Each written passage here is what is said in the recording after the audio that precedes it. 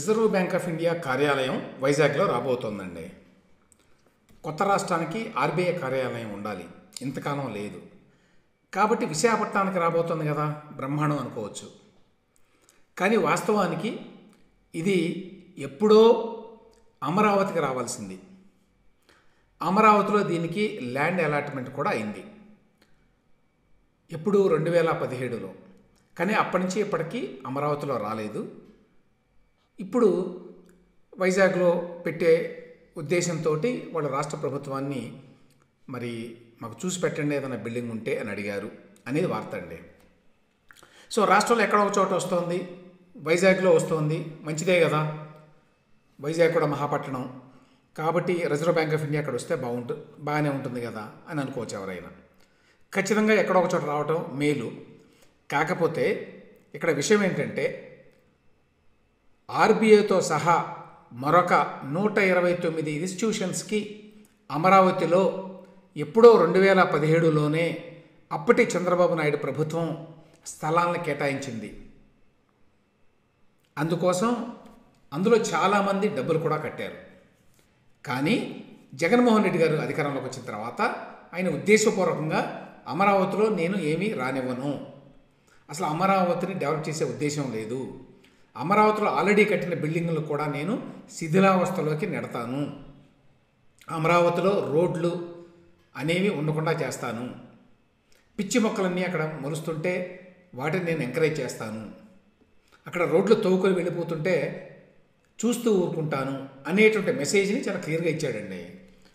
So సహజంగానే ఈ 130 ఇన్స్టిట్యూషన్స్లో ఒక 2-3 ఇన్స్టిట్యూషన్స్ మాత్రమే వచ్చినాయి, మిగతా వాళ్ళు ఎవ్వరూ రాలేదు. వాళ్ళకి అర్థమైపోయింది జగన్మోహన్ రెడ్డి అమరావతిని వద్దనుకుంటున్నాడు, అమరావతిని సర్వనాశనం చేయాలనుకుంటున్నాడు. కాబట్టి ఇప్పుడు మనం అక్కడికి వెళ్ళి అక్కడ మన ఆఫీస్ పెడితే ఎట్లాగా అని చెప్పి వాళ్ళంతా వెనక్కి వెళ్ళారు. అది నేపథ్యం. యాక్చువల్గా అమరావతికి అక్కడ పెద్ద పెద్ద ఇన్స్టిట్యూషన్స్ని తీసుకురావాలి, ఎందుకంటే రాష్ట్రానికి మధ్యలో ఉన్నది, అందరికీ కూడా యాక్సెస్ ఉంటుంది. దాంతోపాటు దానివల్ల అక్కడ విద్యావకాశాలు పెరుగుతాయి. దాంతోపాటు అక్కడ అనేక ఆఫీసులు రావడం వల్ల నాట్ ఓన్లీ రాష్ట్ర స్థాయి ఆఫీసులు అండి, జాతీయ స్థాయి ఆఫీసులు, కేంద్ర ప్రభుత్వానికి చెందిన ఆఫీసులు, రాష్ట్ర ప్రభుత్వానికి చెందిన ఆఫీసులు, ఇట్లాంటివి చాలా ఉన్నాయి. హెల్త్ కేర్కి సంబంధించినవి. ఈ పెద్ద లిస్టు మీరు స్క్రీన్ మీద చూడవచ్చు, 130 ఇన్స్టిట్యూషన్స్. ఇవన్నీ కూడా దాదాపుగా 2016-17లోనే ఇచ్చేశారండి. 2016, 17, 18 ఈ 3 సంవత్సరాల్లో, ఎక్కువగా 2016-17లోనే ఇచ్చారు. మీకు ఎగ్జాంపుల్గా నేషనల్ ఇన్స్టిట్యూట్ ఆఫ్ డిజైన్ ఉందనుకోండి, దానికి 50 ఎకరాలు ఇచ్చారు, ఫ్రీ ఆఫ్ కాస్ట్ ఇచ్చారు. ఇక్కడ ఏం చేశారంటే ఆయా ఇన్స్టిట్యూషన్స్ యొక్క క్యారెక్టర్ని బట్టి కొన్నిటికి ఉచితంగా, కొన్నిటికి తక్కువ రేట్లతోటి, కొన్నిటికి ఎక్కువ రేట్లతోటి ఇచ్చారు. ఇప్పుడు ఎస్ఆర్ఎం కానివ్వండి, లేకపోతే విఐటి కానివ్వండి, అవి ఆల్రెడీ పెట్టారు కదా, అమృత ఇన్స్టిట్యూట్ ఒకటి, అవి ఎడ్యుకేషనల్ ఇన్స్టిట్యూషన్స్ కాబట్టి వాటికి కొంచెం తక్కువగా ఇచ్చారు. కానీ డబ్బులు తీసుకున్నారు, 50 లక్షల నుంచి ₹1 కోటి ఎకరం వాళ్ళకి. కానీ ఎన్ఐడి అంటే ఇది కేంద్ర ప్రభుత్వానికి చెందింది, అందువల్ల దానికి 50 ఎకరాలు కూడా ఫ్రీ ఆఫ్ కాస్ట్ ఇచ్చారండి, ఎందుకంటే ప్రెస్టీజియస్ ఇన్స్టిట్యూషన్ అని. అట్లాగే ఇట్లాంటివి చాలా ఉన్నాయన్నమాట. ఉదాహరణకి central institute of tool design అనేది కూడా కేంద్ర ప్రభుత్వానికి చెందింది. ఇది రావడం వల్ల కూడా ఎంతో ఉపయోగం ఉంటుంది రాష్ట్రానికి, రాష్ట్రంలో యువతకి స్కిల్స్ డెవలప్ చేసుకోవడంలో. అందువల్ల వాళ్ళకి 5 ఎకరాలు అమరావతిలో ఫ్రీ ఆఫ్ కాస్ట్ కింద ఇచ్చారు. National institute of fashion technology, ఇది కూడా చాలామంది వినుంటారు, నిఫ్ట్. దానికి స్క్వేర్ మీటర్కి ఇయర్కి రూపాయి అద్దెతోటి 10 ఎకరాలు ఇచ్చారు. ఈ విధంగా ఉన్నాయండి. ఇవి కాకుండా కేంద్ర ప్రభుత్వాన్ని కూడా ఒప్పించి చాలా ఇక్కడ అమరావతిలో ఆఫీసులు పెట్టే విధంగా వాళ్ళకి స్థలాలు ఇచ్చారండి. ఉదాహరణకి department of posts, Indian navy, bureau of Indian standards, కేంద్రీయ విద్యాలయాలు 2, నేషనల్ బయోడైవర్సిటీ మ్యూజియం 25 ఎకరాలు ఇచ్చారు దానికి, అది కేంద్ర ప్రభుత్వానిదే. సెంట్రల్ పబ్లిక్ వర్క్స్ డిపార్ట్మెంట్కి 28 ఎకరాలు ఇచ్చారు. సిఏజీ అంటాం కదా, controller and auditor general of India వారికి 17 ఎకరాలు ఇచ్చారు. సివిల్ సర్వీసెస్ ఇన్స్టిట్యూట్ అని, సివిల్ సర్వీసెస్లో మన ఆంధ్ర యువతకి ట్రైనింగ్ ఇవ్వడం కోసం అని చెప్పి ఉండేటువంటి ఇన్స్టిట్యూట్ అన్నమాట ఇది. ఈ సివిల్ సర్వీసెస్ ఇన్స్టిట్యూట్కి 4 ఎకరాలు ఇచ్చారు. సిబిఐకి ఇచ్చారు. అలాగే ఇందిరాగాంధీ నేషనల్ ఓపెన్ యూనివర్సిటీకి ఇచ్చారు. ఇండియన్ మీటీరియాలజికల్ డిపార్ట్మెంట్కి ఇచ్చారు. మినిస్ట్రీ ఆఫ్ ఎక్స్టర్నల్ అఫైర్స్ కూడా ఇచ్చారండి, విదేశాంగ శాఖకు కూడా 2 ఎకరాలు. దాని పేరు విదేశ్ భవన్ అని చెప్పి పెట్టాలి అని, అమరావతిలో పెట్టమని. నేషనల్ సెంటర్ ఫర్ డిసీజ్ కంట్రోల్కి ఇచ్చారు, ఇండియన్ ఆర్మీకి ఇచ్చారు, రైల్టెల్కి ఇచ్చారు, ఇన్లాండ్ వాటర్వేస్కి ఇచ్చారు. ఇవన్నీ కేంద్ర ప్రభుత్వానివి. చాలా మోసపూరితంగా మాట్లాడారు కదా గతంలో చంద్రబాబు నాయుడు ఎవరెవరో వాళ్ళకి ఇచ్చుకున్నాడని. ఆయన ఇచ్చింది ఇవేనండి. Zoological survey of India, Bharat scouts and guides, international centre for alternative dispute resolution, coconut development board, state bank of India, national bank of agriculture and rural development, NABARD అంటాం కదా అందరికీ తెలుసు, food corporation of India, life insurance corporation of India, bank of India, Andhra bank, Indian oil corporation, new India insurance company. ఇట్లా చదువుకుంటా పోతే ఎన్నో ఉన్నాయండి, 130 ఉన్నాయండి ఇట్లాంటివి. ఇవన్నీ వస్తే మనకి రాష్ట్రానికి ఎంత ఉపయోగం జరిగేదండి. అది అమరావతిలో వస్తే రాష్ట్రానికి ప్రయోజనం కాదా? ఒక రాజధాని ప్రాంతంలో ఇవన్నీ ఉండాలని కోరుకోవడం తప్ప, బిఆర్ అంబేద్కర్ స్మృతి వనం అని కూడా, మరి దానికి కూడా అప్పట్లోనే 20 ఎకరాలు కేటాయించారు. ఇక రాష్ట్ర ప్రభుత్వానికి చెందినటువంటి అనేక వసతులు, డాక్టర్ బాబు జగజ్జీవన్ రామ్ మెమోరియల్కి కూడా 10 ఎకరాలు ఇచ్చారండి. సో ఈ విధంగా స్టేట్ గవర్నమెంట్కి చెందినటువంటి అనేక వాటికి కూడా ఇచ్చారు. ఈ 130 ఇన్స్టిట్యూషన్స్ అండి. చాలా మంచి మంచి ఎడ్యుకేషన్ ఇన్స్టిట్యూషన్స్ కూడా ఉన్నాయి అందులో కొన్ని రాలేదనుకోండి, ఇప్పటికీ XLRI రాలేదు నాకు తెలిసి, ఇంకా రాకపోవచ్చు కూడా, ఇంకా చాలా రాలేదు. ఇవన్నీ ఏమి రాలేదండి. ఇవన్నీ కూడా మీరు గమనించాల్సింది ఏమిటంటే 2016-17లో ఇచ్చారు. ఎక్కువగా లీజ్ హోల్డ్ కింద 60 ఏళ్ళు లేకపోతే 99 ఏళ్ళు కింద ఇచ్చారు. వీటన్నింటిలో కొంతమంది ఆల్రెడీ డబ్బులు కూడా కట్టేశారు వీటికి. అయితే ఎప్పుడైతే జగన్మోహన్ రెడ్డి గారు అధికారంలోకి వచ్చారో అప్పటి నుంచి అందరికీ అర్థమైపోయింది స్పష్టంగా, అమరావతిలో ఏమి డెవలప్ చేయడం అని చెప్పి. ఏపీకి రావాల్సినటువంటి ఇన్ని మంచి ఇన్స్టిట్యూషన్స్, ఆంధ్రలో యువతకి ఎంతో ఉపయోగపడేటువంటి ఇన్స్టిట్యూషన్స్, ఆంధ్రాలో విద్యా ప్రమాణాలు మెరుగుపడడానికి ఉపయోగపడేటువంటి ఇన్స్టిట్యూషన్స్, హెల్త్ సెక్టర్ చాలా ఇంప్రూవ్ అవ్వడానికి అవకాశం ఉన్న ఇన్స్టిట్యూషన్స్, అనేక సెంట్రల్ గవర్నమెంట్ ఇన్స్టిట్యూషన్స్, అవి రావడం వల్ల వాటి మీద ఆధారపడి పరోక్షంగా కూడా కొన్ని వేల మందికి ఉపాధి దొరికేదండి. మరి ఇవన్నీ ఆఫీసులు వస్తే డైరెక్ట్ జాబ్స్ పక్కన పెట్టండి, ఎందుకంటే సెంట్రల్ గవర్నమెంట్ ఎవరో రిక్రూట్ చేస్తారు కాబట్టి అనుకుందాం. కానీ వాళ్ళ మీద ఆధారపడి పరోక్షంగా ఎంతోమంది ఉపాధి పొందేవాళ్ళు కదా, ఎందుకంటే వాళ్ళందరికీ సప్లైస్ ఉంటాయి, వాళ్ళందరికీ ఇల్లు కావాలి, వాళ్ళందరూ అక్కడే ఉంటారు కాబట్టి ఆ ఎంప్లాయీస్ అంతా, దానివల్ల ఎకనామిక్ యాక్టివిటీ చాలా పెరిగేది. సో ఈ లెక్కలో ఏంటంటే రిజర్వ్ బ్యాంక్ ఆఫ్ ఇండియాకి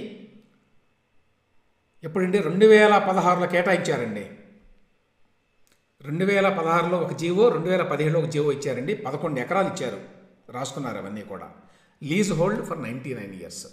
అయితే ఏమైంది, ఎప్పుడైతే వీళ్ళు ఇన్ఫ్యాక్ట్ ఆర్బీఐ వాళ్ళు గతంలో లేఖ రాశారండి, మేము పెట్టాలి, కొత్త రాష్ట్రం ఏర్పడింది, మేము ఆర్బీఐ ఆఫీస్ పెట్టాలి కొత్త రాష్ట్రంలో, అమరావతిలో మాకు స్థలం ఇచ్చారు, దానికి సంబంధించిన ఏర్పాట్లు చేస్తే మేము పెట్టుకుంటాము అని. కానీ జగన్మోహన్ రెడ్డి గారి గవర్నమెంట్ రెస్పాన్స్ ఇవ్వలేదు, దానికి సంబంధించి ఇంకా ఏమీ నిర్ణయాలు తీసుకోలేదు అన్నట్టుగా వాళ్ళు మాట్లాడితే, వీళ్ళు అప్పుడు యాక్చువల్గా పార్లమెంట్లో కూడా దీనికి సంబంధించి ఒక ప్రస్తావన వచ్చినప్పుడు ఆర్బీఐ వాళ్ళు వాళ్ళ యొక్క సమాధానం ఏంటంటే, ఇక్కడ స్టేట్ గవర్నమెంట్ దీనికి సంబంధించి ఏమీ చెప్పడం లేదు, క్యాపిటల్ ఎక్కడ అని, దానివల్ల ప్రస్తుతానికి మేము హోల్డ్లో పెట్టాము మా ఆఫీస్ ఎక్కడ పెట్టాలో అని. సో ఇప్పుడు ఈ రాష్ట్ర ప్రభుత్వం అంటే జగన్మోహన్ రెడ్డి గారి ప్రభుత్వం వాళ్ళు మీరు వైజాగ్లో పెట్టండి అనేటువంటి ఇండికేషన్స్ వాళ్ళకి ఇచ్చారు. ఇస్తే సరే వాళ్ళ తప్పేం లేదండి, రిజర్వ్ బ్యాంక్ వాళ్ళు ఆఫీస్ పెట్టాలి, ఎక్కడ వీలైతే అక్కడ పెడతారు. సో ఆ లెక్కన వాళ్ళు ఏంటంటే, సరే ఇక్కడ పెడతాం మేము, పెట్టడానికి ఏమిటి పరిస్థితి, మరి ఎట్లా పెట్టాలి అంటే, మాకు ఇంత అవసరం ఉంది అంటే, సరే మీరు అద్దె బిల్డింగ్లో పెట్టుకుందరు కానీ ముందని చెప్పారు. అందువల్ల 30,000 నుంచి 35,000 చదరపు అడుగుల విస్తీర్ణంలో అనువైన భవనాలు గుర్తించాలని చెప్పి జిల్లా కలెక్టర్ వారికి రాష్ట్ర ఆర్థిక శాఖ అధికారులు ఇటీవల లేఖ రాశారట. సో ఒక 30,000 నుంచి 35,000 స్క్వేర్ ఫీట్ల విస్తీర్ణం ఉన్నటువంటి ఒక అద్దె భవనం అన్నమాట. 5 ఏళ్ల కాలానికి అద్దె ప్రాతిపదిక, కనీసం 2 లిఫ్ట్లు ఉండాలి, విద్యుత్ కనెక్షన్ ఉండాలి, తాగునీరు ఉండాలి, ఇట్లాంటివేవో అన్నీ అడిగారు వాళ్ళు. దాన్ని ఇప్పుడు స్టేట్ గవర్నమెంట్ వారు పరిశీలించి ఇదిగో ఇక్కడ ఉన్న బిల్డింగ్ అని చెప్తే అప్పుడు వస్తారనమాట. ఏమంటే ఇక్కడ చక్కగా 11 ఎకరాల స్థలం ఇస్తే ఒక చక్కటి భవనం కట్టేవాళ్ళు, అక్కడ ఒక పర్మనెంట్ అసెట్ అయ్యేది. ఇప్పుడు వైజాగ్లో మీరు ఇక్కడ వాళ్ళని చేయనివ్వకుండా వైజాగ్లో అక్కడ ఏం చేస్తున్నారు, అక్కడ స్థలం ఇవ్వడానికి మీకు మనసొప్పదు తొందరగా, ఎందుకంటే అక్కడంతా మీ కబ్జాలకే సరిపోతుంది ల్యాండ్ అంతా. సో ఏం చేస్తున్నారు, మీరు అద్దె బిల్డింగ్ ఒకటి చూసుకొని అందులో ఉండండి అని చెప్పి, అద్దె బిల్డింగ్ మేము చూసి పెడతామని చెప్పి 5 ఏళ్లకు గాను, ఇక 5 ఏళ్ల తర్వాత ఆలోచిస్తారు సొంతగా బిల్డింగ్ కట్టుకోవాలా, కట్టుకుంటే ఎక్కడ కట్టుకోవాలి, స్టేట్ గవర్నమెంట్ స్థలం ఇవ్వాలి, ఇవన్నీ ఉంటాయండి. సో వీళ్ళు ఒక అద్దె భవనంలో ఆర్బీఐని పెట్టడానికి రాష్ట్ర ప్రభుత్వం వారు ఏర్పాట్లు చేస్తున్నారండి. అది విషయం. ఎంత దురదృష్టం చూడండి. ఎప్పుడో 2016లో ఇస్తే 2020-21 నాటికి యాక్చువల్గా అమరావతిలో ఒక బేసిక్ ఇన్ఫ్రా అంతా ఏర్పడేది. ఆ వెంటనే అందరూ కట్టుకునేవాళ్ళు. ఈ పార్టీకి 130 ఇన్స్టిట్యూషన్స్ అమరావతిలో వచ్చేవండి. నేను చెప్పినటువంటి అనేక మంచి మంచి ఇన్స్టిట్యూషన్స్ అండి. ఎంత మంచి ఇన్స్టిట్యూషన్స్ ఇవి, జాతీయ స్థాయి ఇన్స్టిట్యూషన్స్, ఎన్నో బ్యాంకులు, ఎన్నో సెంట్రల్ గవర్నమెంట్ అండర్టేకింగ్స్. ఏవి రాలేదండి. స్టేట్ ఆర్కియలాజికల్ మ్యూజియము ఇట్లాంటివన్నీ కూడా రాలేదు. ఇట్లాంటివి చాలా ఇప్పటికీ హైదరాబాద్లో ఉన్నాయి. ఇప్పటికీ నబార్డ్ హైదరాబాద్లోనే ఉందండి. ఏపీకి సంబంధించినటువంటి వింగు కూడా హైదరాబాద్ నుంచే పనిచేస్తోంది. ఎందుకు, జగన్మోహన్ రెడ్డి గారికి ఆయన ప్రభుత్వానికి ఏమీ పట్టదు కాబట్టి. ఎంత దురదృష్టమో చూడండి. 130 ఇన్స్టిట్యూషన్స్ రాకుండా చేసినటువంటి జగన్మోహన్ రెడ్డి ఎంత దుర్మార్గుడండి. జస్ట్ తన రాజకీయ కక్ష కారణంగా 130 జాతీయ అంతర్జాతీయ స్థాయిలో కూడా పేరున్నటువంటివి. ఎస్బీఐ అంటే అంతర్జాతీయ స్థాయిలో పెద్ద ఒక బ్యాంక్ అండి అది. తర్వాత నేను చెప్పిన అనేక ఇన్స్టిట్యూషన్స్ ఎన్నో చెప్పాను నేను మీకు. ఇవి కాకుండా స్టేట్ గవర్నమెంట్ ఇన్స్టిట్యూషన్స్, ఇప్పుడు ఆర్బీఐ లాంటివి, నబార్డ్ లాంటివి కంపల్సరీగా స్టేట్లో పెట్టాల్సినవి.